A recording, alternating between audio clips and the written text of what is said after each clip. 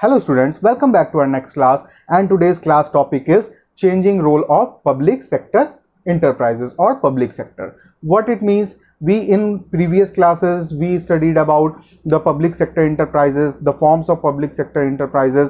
There are the three types of public sector enterprises, that is statutory corporation, government company and departmental undertaking. So इसको पढ़ने के बाद हमारे दिमाग में ये आया होगा क्वेश्चन, या आपके दिमाग में ये क्वेश्चन आया होगा कि why we set up the public sector enterprises in India, so और what are the objective to set up the public sector enterprises in India. So students, these are the points for what public sector enterprises are set up in India. So come and see one by one. So student, have a look. So first is public sector in India was created to achieve two type of objectives. Public sector in India was created to achieve what? To achieve, this is a key point, to achieve two types of objectives. हमारे दो type की objective थी, two types की objective थे government के पास to create public sector. What are these? These are to speed up the economic growth. Student, speed up the economic growth means to speeding up the country's economy from lower to higher up the country. And second one is to achieve a more equitable distribution of income and wealth among people.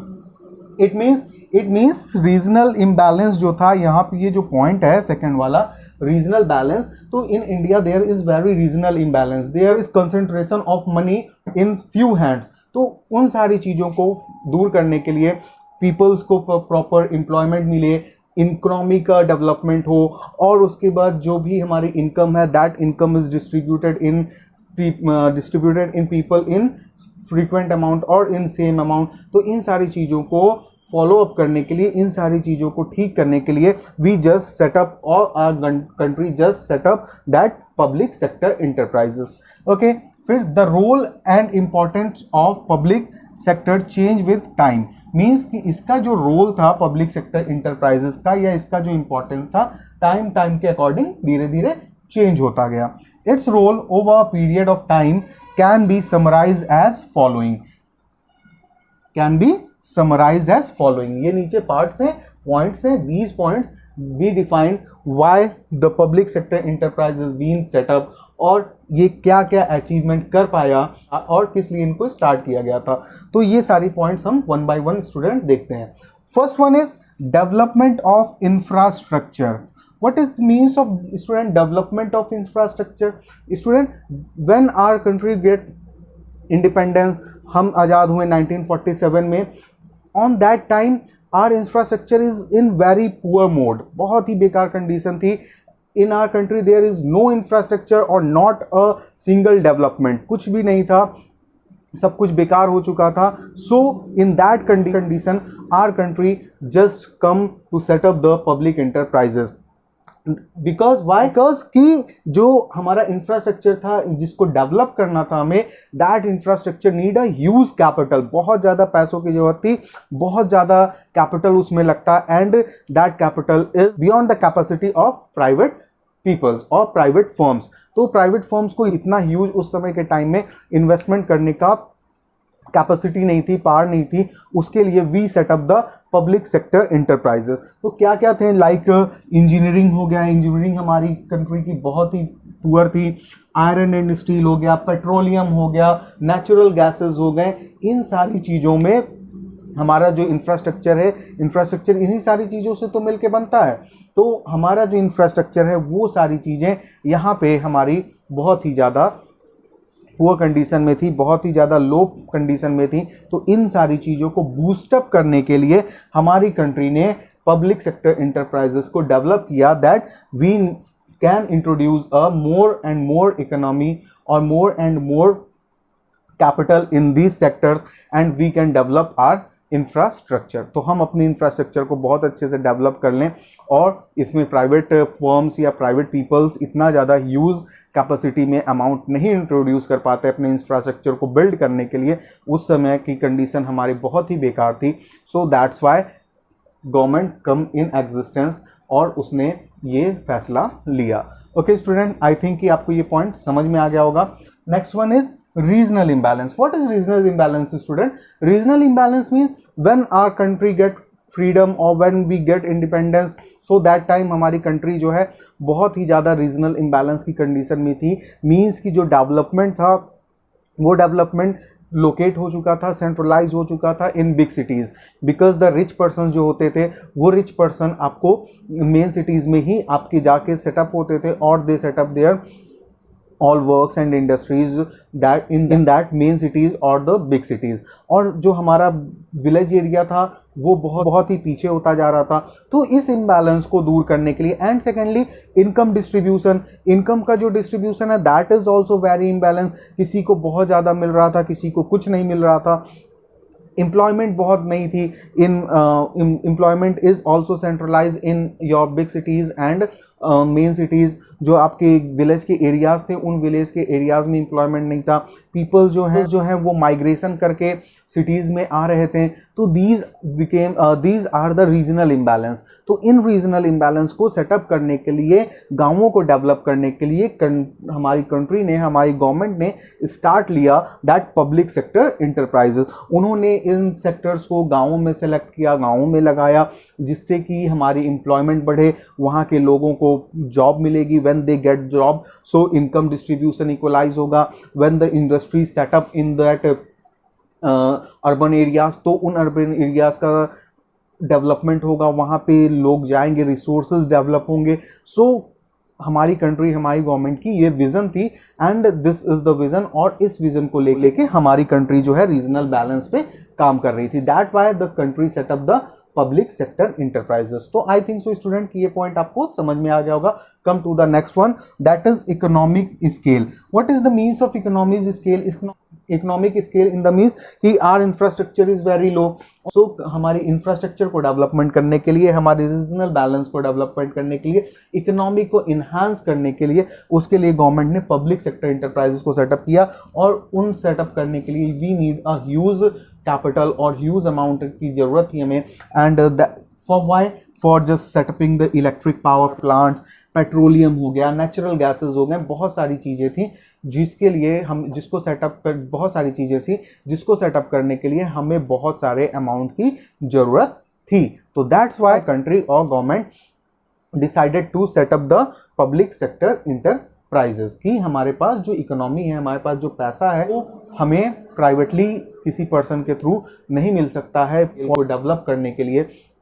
सो हमने अपनी economic scale को develop करने के लिए public sector enterprises का establishment किया। Next one is control of monopoly and restrictive trade practices. Yes students, control of monopoly and restrictive trade practices, it means कि when government introduced their plants और their setups in country, तो basically वो किसके लिए काम करती हैं? बार बार बात हुई है कि that is public sector enterprises public के लिए काम करती हैं, पब्लिक के वेलफेयर मीन्स की पब्लिक के डेवलपमेंट के लिए काम करती हैं। और ये क्या करती हैं? मोनोपोली को ब्रेक करती हैं। For of what monopoly? Monopoly of the private sector enterprises. Monopoly means the market is in one hand or the market there is only one seller, that condition is known as monopoly। तो उस तरह की monopoly को, private sector enterprises की monopoly को डिमोलाइज करने के लिए और उनकी मोनोपोली को फिनिश करने के लिए हमारी कंट्री, हमारी गवर्नमेंट ने पब्लिक सेक्टर इंटरप्राइजेस को इंट्रोड्यूस किया, एस्टैब्लिश किया। एंड रिस्ट्रिक्टिव ट्रेड प्रैक्टिसेस, और जो रिस्ट्रिक्टिव ट्रेड प्रैक्टिसेस मीन्स की ऐसी ट्रेडिंग या ऐसे बिजनेस के कुछ एक्टिविटीज़ होते हैं जो रिस्ट्रिक्टेड हैं, जो नहीं करनी चाहिए, and the private sector do that. तो उन सारी चीज़ों पे कंट्रोल करने के लिए, उन सारी चीज़ों को सुपरविजन करने के लिए फिर गवर्नमेंट ने पब्लिक सेक्टर इंटरप्राइजेस को इंट्रोड्यूस किया कि वो इन सारी चीज़ों को कंट्रोल में रखेगा। Next one is import substitution. What is the means of import substitution student? कि इन इंपोर्ट सब्सटीट्यूशन मीन्स कि जब हम इंडिपेंडेंट हुए थे तो we are not much powerful. हमारी इंफ्रास्ट्रक्चर जो हमारी बहुत ही लो कंडीशन में थी। Our economy is also in low condition. हमारे पास रीजनल इम्बैलेंस था, मीन्स बहुत सारी चीज़ें थी।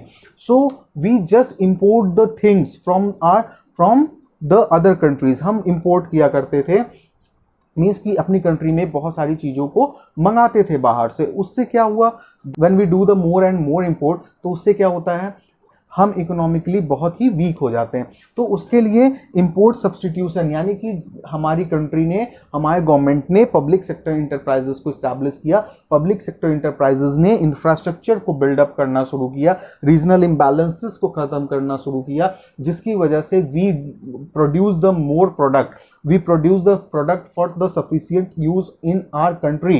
तो जब हम अपनी कंट्री में उन प्रोडक्ट्स को यूज़ करेंगे, सफिशियंटली यूज़ करेंगे, तो हम इंपोर्ट कम करेंगे। तो उस इंपोर्ट को कम करने के लिए, हमारी कंट्री की इकोनॉमी को डेवलप करने के लिए, हमारी कंट्री की जो मनी है, that money is stay in our country only. और हमारी कंट्री जब इंफ्रास्ट्रक्चर में डेवलप करेगी, हमारी कंट्री जब इंफ्रास्ट्रक्चर में डेवलप करेगी, सो वो प्रोडक्ट प्रोड्यूस करेंगे, तो फिर उनके प्रोडक्ट को प्रोड्यूस करने के बाद our country man use that product, और जो हमारी एक्स्ट्रा प्रोडक्ट होगा, जो हमारी प्रोडक्शन जो हमारी एक्स्ट्रा प्रोडक्ट होगा, जो हमारे पीपल्स नहीं यूज़ कर पा रहे होंगे, तो that extra production is export in other countries, वो अलग कंट्रीज़ में एक्सपोर्ट होंगी, तो we get a foreign currency also, और हमारी इकोनॉमी जो है बहुत ही ज़्यादा बिल्डअप हो पाएगी या गेन करेगी। सो इन सारी चीज़ों को देखकर, इन सारी चीज़ों को ध्यान में रख के हमारी कंट्री ने पब्लिक सेक्टर इंटरप्राइजेस को स्टैब्लिश किया। तो ये था हमारा इंपोर्ट सब्सटीट्यूशन।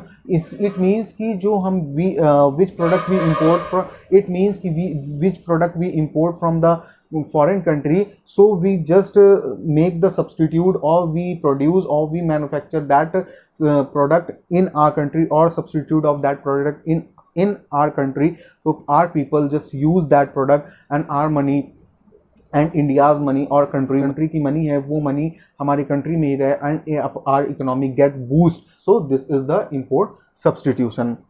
एंड ये सारे जो प्रोसेस हैं स्टूडेंट, और ये जो सारे प्रोसेस हैं स्टूडेंट, इन प्रोसेसेस को फॉलो करने के लिए, हमारी कंट्री की इकोनॉमी को ग्रोथ करने के लिए, इंफ्रास्ट्रक्चर को ग्रोथ करने के लिए, रीजनल इम्बैलेंस को ख़त्म करके रीजनल बैलेंस में कन्वर्ट करने के लिए, हमारी कंट्री, हमारी गवर्नमेंट ने पब्लिक सेक्टर इंटरप्राइजेस को स्टैब्लिश किया था। सो स्टूडेंट, आई थिंक कि आपको public changing role of public sector enterprises confirm हो गया होगा। Let's move to the next point, that is what are multinational companies and what are global companies. आइए हम उनको देखते हैं कि वो क्या है। बट स्टूडेंट, उनको देखने के पहले से we just see that there made the some public sector reforms also, because कि जो हमारा विजन था, इस विजन पे कहीं ना कहीं आर गवर्नमेंट गेट फेलियर्स, हमारे गवर्नमेंट को उतनी सफलता नहीं मिल पाई। सो गवर्नमेंट ने इन पब्लिक सेक्टर्स की जो भी पॉलिसीज़ थी, गवर्नमेंट जस्ट चेंज और just modified that policies time to time, कि हमें कुछ और हमारी इकोनॉमी को बूस्टअप मिल पाए, या जो हमने इन सारी पॉइंट्स को देखा कि गवर्नमेंट इन सारे पॉइंट्स को लेके हमारे रीजनल इम्बैलेंस को, हमारे इंफ्रास्ट्रक्चर को, इन सारी चीज़ों को लेके पब्लिक सेक्टर को डेवलप की है, पब्लिक सेक्टर को इस्टेब्लिश की है। तो उन सारी चीज़ों में जब प्रॉब्लम्स आई, वी गेट द फेलियर्स, तो हमारी कंट्री ने उनमें कुछ रिफॉर्म्स किया। So student, come and see what are the reforms. First we see the reforms, and after that we see the multinational and global enterprises. So student, here is your next topic, that is public sector reforms. What it means when the government set up the public sector for development of country, for development of infrastructure, for development of that economy, but somehow government fails on that conditions. So government just improve their policies, government just improve or modify their policies of public sector enterprises to get a good result or good benefits for our country. तो government ने जब ये procedures किए और अपनी policies में थोड़ी सी change की या फिर मॉडिफिकेशन किया कि हमारी पब्लिक सेक्टर की इंटरप्राइजेस जो अभी तक फेल्योर पे चल रही थी, दैट गेट्स अ बूम, तो उसको हमने पब्लिक सेक्टर रिफॉर्म्स के बेस पे देखा। And what is that, just come and see one by one. तो इसको किया गया था स्टूडेंट्स 4 सेक्टर्स में, just see one by one what are these. So student, have a look. So public sector reforms in the industrial policy 1991, the government of India introduced 4 major reforms in the public sector. I will teach you in the last classes that LPG means कि LPG कब introduce हुआ था, that LPG introduce in 1991 industrial policy में इसको introduce किया था किया गया था, that is liberalisation, privatisation and globalisation. It means कि यहाँ पे in this policy, in this policy और in this reform of public sector, government just liberalise their policies, just privatise the things. तो यहाँ पे गवर्नमेंट ने ये सारी प्रोसेस की for why, for reforming the public sector. Next, what are these 4 major factors? So just see one by one. Reduction in number of industries reserved for public sector from 17 to 8 and to only 3 in 2001. It means कि government ने अपनी holdings को, government holds the major 17 industries, और you can say 17 industries government के hand में थे, government के under control में थे। एंड इन 1991 इंडस्ट्रियल पॉलिसी में लिबरलाइजेशन प्राइवेटाइजेशन के अकॉर्डिंग गवर्नमेंट ने 9 इंडस्ट्रीज को फ्री हैंड दे दिया, that introduce the private sectors to come and take over that industries and do the good in that industries. तो government ने उनको अपने हैंड से फ्री कर दिया और उसको बोला कि आप लोग इसको प्राइवेट सेक्टर के आइए and introduce your capital and introduce your skill and do the good things for people. तो फिर यहाँ से ये हुआ, तो फिर यहाँ से आपका रिफॉर्मेशन स्टार्ट हुआ। नेक्स्ट 3 ओनली इन 2001 मीन्स कि after sacrificing the 9 industries, government just sacrificed 5 industries more, और 2001 में government hold the 3 industries, that is atomic energy, armed forces and railways। तो गवर्नमेंट ने अपने हैंड में 3 इंडस्ट्रीज को रखा सोली, और उसके बाद बाकी रेस्ट ऑफ 14 को गवर्नमेंट ने फ्री हैंड कर दिया, प्राइवेटाइज कर दिया, थोड़ा लिबरलाइजेशन कर दिया। For what? For just reforming the public sector. Public sector को रिफॉर्म करने के लिए इन्होंने ऐसा स्टेप उठाया। Next one is your memorandum of understanding. What is the memorandum of understanding? Memorandum of understanding means student कि गवर्नमेंट ने just give the free hand to the management in their understanding. Government just say to the management of public enterprises और public sector that do the management in yourself. Autonomy दे दी, auto power दे दी कि do the management by yourself and you are just liable for few things, few objectives. कुछ चीज़ें हैं जो आपको गवर्नमेंट से परमिशन लेनी पड़ेंगी, और यू आर लायबल और आंसरेबल टू गवर्नमेंट, बट और बाकी सारी चीज़ें मेमोरेंडम ऑफ अंडरस्टैंडिंग के अकॉर्डिंग, मैनेजमेंट्स के अकॉर्डिंग कर दिया गया, that for reforming of the public sector. So memorandum of understanding MOU के अकॉर्डिंग गवर्नमेंट ने मैनेजरियल्स बोर्ड को फ्री हैंड दे दिया, that do the all things, that manage the all thing, but आप लायबल होंगे कुछ पार्ट्स के लिए, कुछ ऑब्जेक्टिव्स के लिए, एंड डू योर पार्ट। तो आप अच्छे से वर्क कीजिए और हमारे इंडस्ट्रीज को रिफॉर्म कीजिए। तो that is the reform second one. तो that is the second one MOU। Next one, equity shares of public sector enterprises were sold to public sector and public. It means कि public sector enterprises की shares थे, that shares are just sold to the private sector. Why? Because of good management. जब private sector आएगा, private sector जब introduce करेगा हमारे public sector में या गवर्नमेंट इंटरफेरेंस में, तो government is for public, government is for welfare or the government is for development the public, but private sector is for profit motive, उनको profit चाहिए। तो when private sector introduce their money, introduce their capital in government sector, so उसकी management जो board होगी तो वो काम करेगी for what? For the profit motive. और जब वो प्रॉफिट मोटिव के लिए काम करेंगी तो ऑब्वियसली हमारा रिफॉर्म होगा। जो हमारी सिक इंडस्ट्रीज़ हैं, जो हमारी लॉसिंग इंडस्ट्रीज़ हैं, उनको प्राइवेट सेक्टर के पर्सनस जो हैं, प्राइवेट सेक्टर की जो अंडरटेकिंग्स हैं, वो उनको हाइक पे लेके आएंगी। सो दैट्स वाई इसको अपनाया गया, that is liberalisation and privatisation. इसके अकॉर्डिंग जो हमारी प्राइवेट सेक्टर की इंटरप्राइजेस थे, that private sector introduce their capital and buy the shares of public sector enterprises, और फिर उसको रिफॉर्म करने में अपनी हेल्प करने के लिए मैनेजरियल बोर्ड के थ्रू। ओके स्टूडेंट, आई थिंक कि आपको समझ में आया होगा। Next one is your restructural and revival. What it means restructural और रिवाइवल? इट मीन्स कि we just revive the sick industries or just restruct the sick industries, or we just shut down the sick industries. जो industries ठीक होने वाली हैं उनको हमने revive किया, उनको हमने रिकंस्ट्रक्ट किया, और अदरवाइज जो इंडस्ट्रीज हमारी एकदम से बेकार हो चुकी थी, विच इज नॉट रिस्ट्रक्टेबल और not revival in which are not in revival mode, तो उसको हम लोगों ने जस्ट सेटअप कर दिया, जस्ट शट डाउन कर दिया.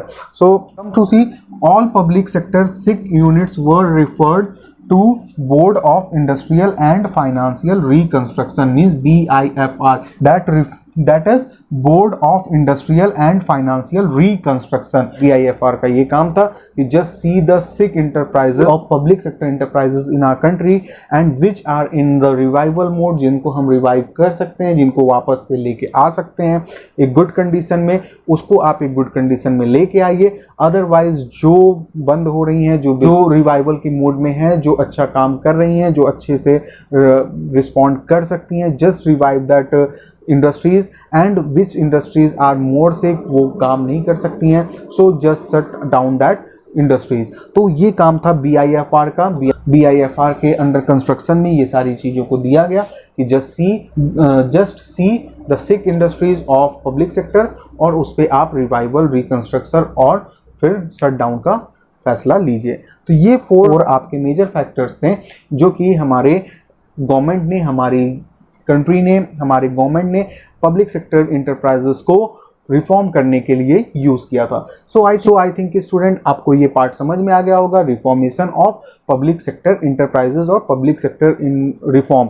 तो आपको ये पार्ट समझ में आ गया होगा. Next move to the global और multinational enterprises. So student, here is your next topic, that is multinational companies or global enterprises. So student, you know well about multinational companies. I think you even use the multinational companies products, or you know the multinational companies very well. तो आप इन सारी चीज़ों के बारे में जानते होंगे. What the means of multinational? It means multi and national. Multi means in the variations and national means countries और nations. So बहुत सारी कंट्रीज में इनके बिजनेसेस होते हैं, इनकी कंपनीज होती है, that are known as multinational companies. Their headquarter is set up in their origin country where they get started और वेयर दे इनकॉर्पोरेटेड. तो स्टूडेंट, ये है मल्टीनेशनल कंपनी कि आप and basically they are the foreign companies, वो foreign की companies होती हैं, ग्लोबल इंटरप्राइजेस. सो स्टूडेंट आइए देखते हैं what is the multinational company and what are the features of multinational company. So student, come and have a look. So multinational company may be defined of a company that has business operations in several countries. means कि अलग अलग countries में, several countries means अलग अलग countries में इनके businesses setup होते हैं. having its factories, या तो उनकी फैक्ट्री सेटअप होंगी, मीन्स इंडस्ट्री सेटअप होंगी, ब्रांचेस, उनके ऑफिसेज होंगे, और offices in those countries, means की ब्रांचेस और offices in those countries, but is has its headquarter in one country in which it is incorporated. This is the main point कि इसका जो head office है और the headquarter of the multinational company is always situated in that country or in one country where that company is incorporated. जहाँ पे वो company incorporated हुई होगी, मीन्स कि जहाँ पे वो कंपनी बनी होगी, तो जहाँ पे वो कंपनी बनी होगी वहाँ पे उस कंपनी का हेडक्वार्टर आपको मिलेगा. तो each and everything is conducted or controlled by the headquarter of that in multinational company. So student, example आपका जैसे आपने देख Sony, LG, Samsung, Motorola etcetera बहुत सारी कंपनीज हैं, कोका कोला, बहुत सारी कंपनीज हैं that are multinational companies. They come in our country और they goes to different country and set up their factories, set up their offices and just do the business in collaboration with country, government and the which exists in that country. तो I think इसको global enterprises समझ में आया होगा. What is global enterprises? Now come and see the feature of global enterprises. First one is huge capital resources. Yes student, what is huge capital resources? It means कि when company goes to another country, it means कि that country is more powerful. In the term of economy, in the term of finance, तो वो finance के term में powerful होगी. That's why that company go to the another country and set up their business. तो वो बहुत सारा capital आपकी कंट्री में इंट्रोड्यूस कर सकती है एंड आपकी कंट्री की इकोनॉमी को थोड़ा सा बूस्ट कर सकती है. तो this is the feature of the global enterprises. Next the feature is international operation. Yes student, international operation, it means that is multinational company, that is global enterprises, so its operation is expanded in various countries also. So there is international operation. So student, in different countries or in several countries, these enterprises just set up their business and set up their organization in the form of branches, offices, industries and factories. So I think this point is clear. So come to the next one, that is centralized control. What is the means of centralized control student? It means student कि this enterprises have their headquarter in a country or in one country where that is incorporated. Means जहाँ पे वो incorporate होती हैं, means कि जहाँ पे company का incorporation होता है, जहाँ पे ये कंपनी फॉर्म की जाती है, in that country the headquarter of these type of enterprises are set up. और वहीं से सारा का सारा centralized control जो होता है just delivered in all of the world. तो कहीं पे भी आपके branches हैं, कहीं पे भी आपके offices हैं, doesn't matter, each and all activities are or each and all decisions are taken by the headquarter. तो सारा का सारा डिसीजन हेडक्वार्टर से फाइनलाइज होता है. That's why the centralise control. Okay student, I think कि आपको क्लियर हो गया होगा.